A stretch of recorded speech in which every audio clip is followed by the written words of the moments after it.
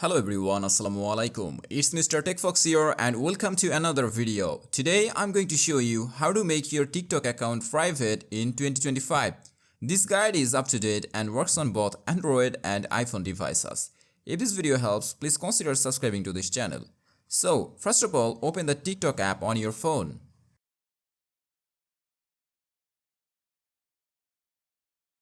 And now click on this profile icon. And here you will see a 3-line menu icon on the top right corner of your screen. Click on it. And from here, choose Settings and Privacy. Now click on this privacy icon. And now check this box. So if you toggle on this box, only users you approve can follow you and view your content. But TikTok may still show basic info like your username and bio even on a private account. And that's it. Now you know how to make your TikTok account private. If you have any questions, drop them in the comments. Allah Hafiz.